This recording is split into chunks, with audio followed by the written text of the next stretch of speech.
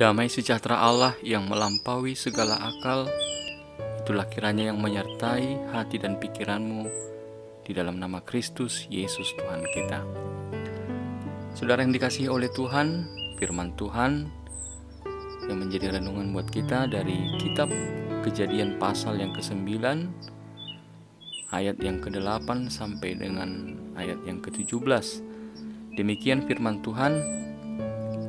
Berfirmanlah Allah kepada Nuh dan kepada anak-anaknya yang bersama-sama dengan dia. Sesungguhnya aku mengadakan perjanjianku dengan kamu dan dengan keturunanmu, dan dengan segala makhluk hidup yang bersama-sama dengan kamu, burung-burung, ternak, dan binatang-binatang liar di bumi yang bersama-sama dengan kamu, segala yang keluar dari bahtera itu, segala binatang di bumi. Maka kuadakan perjanjianku dengan kamu, bahwa sejak ini tidak ada yang hidup yang akan dilenyapkan oleh air bah lagi, dan tidak akan ada lagi air bah untuk memusnahkan bumi. Dan Allah berfirman, inilah tanda perjanjian yang kuadakan antara aku dan kamu, serta segala makhluk hidup yang bersama-sama dengan kamu turun-temurun untuk selama-lamanya. Busurku kutaruh di awan, supaya itu menjadi tanda perjanjian antara aku dan bumi. Apabila kemudian kudatangkan awan di atas bumi, dan busur itu tampak di awan, maka aku akan mengingat perjanjianku yang telah ada antara aku dan kamu, serta segala makhluk yang hidup, segala yang bernyawa, sehingga segenap air tidak lagi menjadi air bah untuk memusnahkan segala yang hidup. Jika busur itu ada di awan, maka aku akan melihatnya, sehingga aku mengingat perjanjianku yang kekal antara Allah dan segala makhluk hidup, segala makhluk yang ada di bumi. Berfirmanlah Allah kepada Nuh, inilah tanda perjanjian yang kuadakan antara aku dan segala makhluk yang ada di bumi. Demikian firman Tuhan. Saudara yang dikasihi oleh Tuhan, peristiwa air bah pada masa Nuh mengingatkan kita pada kemahakuasaan Tuhan atas kehidupan ini. Dalam peristiwa air bah telah diperlihatkan bagaimana manusia yang berdosa menolak untuk bertobat, dan juga orang yang diselamatkan karena hidup benar dan mengikuti perintah Tuhan dengan sabar, yaitu Nuh dan keluarganya. Jika Tuhan mendatangkan air bah, bukan hendak mau menunjukkan bahwa Tuhan itu kejam, tetapi kita dapat melihat bahwa Tuhan sudah cukup sabar menanti agar manusia mau untuk bertobat. Namun justru mereka menertawakan kasih karunia yang Tuhan berikan kepada mereka. Dari peristiwa air bah, kita akan belajar bahwa Tuhan berkuasa untuk membinasakan, tetapi Dia juga berkuasa untuk menjanjikan dan memberikan kehidupan yang baik bagi manusia. Melalui peristiwa air bah, kita hendak disadarkan juga bahwa kebinasaan akibat dari dosa adalah hal yang tidak terelakkan. Namun di tengah kemurkaan Tuhan pada kejahatan manusia yang berdosa, tersedia bahtera keselamatan Tuhan bagi orang yang benar, yang bergaul dengan Allah. Dan itu Tuhan tunjukkan melalui keselamatan Nuh dan keluarganya dari air bah. Melalui iman kepada Tuhan Yesus dan menghidupi firman-Nya, bagi kita tersedia janji keselamatan dari kebinasaan oleh dosa, yaitu melalui Tuhan Yesus yang menuntun kita memasuki bahtera keselamatannya, sehingga kita selamat dari kebinasaan oleh dosa. Maka dalam nas firman Tuhan bagi kita saat ini akan merenungkan firman Tuhan tentang kejadian setelah air bah surut, dan Tuhan mengadakan perjanjian kepada manusia dan kepada seluruh makhluk hidup bahwa tidak akan ada lagi air bah untuk memusnahkan bumi. Tanda perjanjian itu adalah dengan meletakkan busurnya di awan, atau yang lebih kita kenal saat ini dengan pelangi. Tuhan yang mengadakan perjanjian, sehingga perjanjian itu bukanlah seperti perjanjian yang lazim ketika seperti kesepakatan yang diambil bersama antara satu dengan yang lain, atau perjanjian antara satu suku dengan suku yang lain. Tetapi perjanjian itu dibuat oleh Tuhan adalah inisiatifnya sendiri.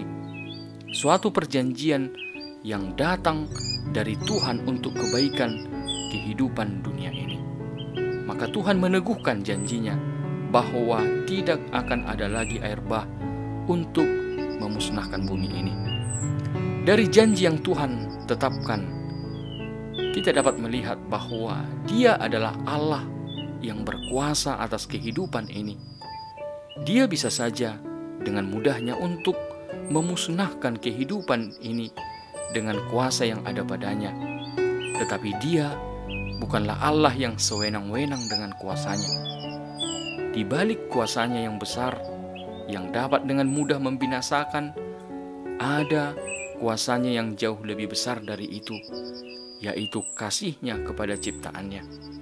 Inilah yang hendak dinyatakan oleh Tuhan melalui perjanjiannya itu, yaitu kasih setia-Nya yang akan memelihara umat ciptaannya, sehingga manusia tidak perlu takut untuk menjalani kehidupannya di kemudian hari, kalau Tuhan kembali murka dengan mendatangkan air bah seperti yang sudah pernah dilakukannya itu. Melalui perjanjiannya ini, Tuhan hendak menyatakan dirinya kepada kita bahwa Dia adalah Allah yang berkuasa. Namun kemahakuasaannya itu bukanlah kekuasaan yang sewenang-wenang. Namun Tuhan akan menjalankan kemahakuasaannya dengan kasih dan kesetiaan yang kekal kepada janjinya. Sehingga kehidupan yang dijalani oleh Nuh dan keluarganya, dan juga kehidupan seluruh umat manusia setelah air bah, hidup yang kita jalani saat ini adalah anugerah dari Tuhan. Jika melihat kejahatan manusia atau melihat kejahatan umat Israel, mungkin Tuhan sudah melakukan pembinasaan. Tetapi Tuhan tetap berpegang pada perjanjiannya. Kita dapat melihat bagaimana keteguhan janji Tuhan, bahwa manusia itu sudah selayaknya binasa oleh karena dosa-dosanya. Tetapi Tuhan memegang janji dan kasih setia-Nya, sehingga Tuhan sendiri yang menanggung akibat daripada dosa manusia melalui anaknya Tuhan Yesus yang mati di kayu salib. Tuhan membuat tanda atas janjinya itu, bahwa Allah tidak akan melupakan janjinya, dan kita tidak lupa akan janji Tuhan, yaitu dengan meletakkan busurnya di awan, atau busur yang lebih kita kenal dan pahami saat ini disebut dengan pelangi. Istilah busur yang dipakai di sini sebagai tanda perjanjian Tuhan adalah kata yang sama juga, baik untuk menamakan busur yang dipakai untuk berburu atau berperang, dengan kata yang dipakai dengan menyebutkan pelangi, karena memang bentuk daripada pelangi itu mirip dengan busur yang sering digunakan untuk berburu atau berperang. Sehingga ada pendapat yang mengatakan bahwa busur di awan atau pelangi itu sebagai tanda bahwa Tuhan menggantungkan busurnya di awan, bahwa Tuhan tidak lagi memakai busur dalam tindakannya kepada manusia. Sebab dahulu busur dikenal sebagai lambang permusuhan dan tanda perang. Namun Tuhan membuat tanda busur di awan sebagai tanda perjanjiannya yang tidak akan melakukan pembinasaan melalui air bah. Namun walaupun demikian, pada saatnya akan datang penghakiman Tuhan yang terakhir. Tetapi sekarang ini Tuhan sangat panjang sabar agar tidak ada manusia yang binasa karena kejahatan dan dosa-dosanya. Maka mari kita melihat renungan yang dapat kita terima melalui perjanjian Tuhan ini. Yang pertama adalah bahwa Tuhan berkuasa dan berdaulat atas kehidupan ini. Satu hal yang tidak bisa kita lupakan dari peristiwa air bah adalah kemahakuasaan Tuhan. Dia dapat melakukan apapun, bahwa tiada yang mustahil bagi Tuhan. Dia bisa membinasakan, namun Dia juga bisa menahan dirinya untuk tidak membinasakan. Tuhan berkuasa untuk mendatangkan air bah, namun Dia juga berkuasa untuk berjanji untuk tidak mendatangkan air bah itu lagi. Kita mau menerima janji Tuhan ini dengan penuh rasa hormat dan sujud kepada Tuhan, bahwa Dia adalah Allah yang berkuasa dalam kehidupan ini dan dalam diri kita. Namun terkadang kita meremehkan kemahakuasaan Tuhan. Ketika kita merasa lebih berkuasa atas diri kita, merasa bahwa yang menentukan hidup kita itu adalah pikiran dan kekuatan kita, sehingga kita menganggap rendah pengajaran Tuhan dan lebih mengikuti kehendak dan kemauan kita saja. Di 1 Petrus pasal 5 ayat 6 kita diajarkan, karena itu rendahkanlah dirimu di bawah tangan Tuhan yang kuat, supaya kamu ditinggikan pada waktunya. Di hadapan kuasa Allah kita tidak ada apa-apanya. Namun walaupun demikian, kita berharga di hadapan Tuhan. Kuasa yang ada padanya tidak dipakainya untuk menakuti kita, tetapi justru Dia memakai kuasanya untuk memperlihatkan kasih-Nya yang begitu besar kepada kita. Jika tangan Tuhan merendah, memperlihatkan kuasanya kepada kita, maka selayaknya lah kita mau untuk merendahkan diri, datang kepada Tuhan, menerima kebaikan yang Tuhan perbuat kepada kita. Yang kedua adalah bahwa Tuhan setia kepada janjinya. Firman Tuhan katakan dalam nats ini, pandang dan lihatlah, aku yang membuatnya, aku yang setia dan sanggup menepatinya. Busur di awan atau pelangi menjadi tanda bahwa Tuhan setia kepada janjinya, dan janjinya itu adalah kekal.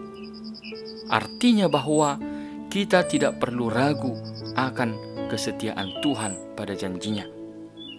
Maka kita akan diajak untuk memandang janji Tuhan, yaitu janji yang diberikan untuk kebaikan hidup kita, bahwa janjinya itu pasti akan ditepatinya. Kita diajak untuk melihat ke atas, bahwa janji Tuhan itu begitu indah, sebagaimana kita kagum melihat keindahan pelangi. Dan kita dapat melihat dalam hidup ini bahwa janji Tuhan yang indah itu ada dan nyata dalam hidup kita, seperti kita dapat melihat pelangi itu sendiri. Di tengah duka, pergumulan, perjuangan hidup kita, apakah kita sudah memandang dan melihat kepada Tuhan, bahwa Tuhan ada di tengah-tengah kehidupan kita ini, menjanjikan kebaikan dalam hidup kita? Dia adalah Tuhan yang setia dan sanggup untuk menepati janjinya. Dalam 2 Petrus pasal 3 ayat 9 dikatakan, Tuhan tidak lalai menepati janjinya, sekalipun ada orang yang menganggapnya sebagai kelalaian. Mungkin saja kita menganggap bahwa Tuhan itu tidak menepati janjinya, karena apa yang kita doakan tidak kunjung terkabul. Apa yang kita harapkan itu berbeda dari kenyataan. Tetapi yang harus kita imani, bahwa Tuhan punya cara, punya rencana, punya waktunya tersendiri untuk merancangkan yang terbaik di dalam kehidupan kita. Amin. Tuhan Yesus memberkati.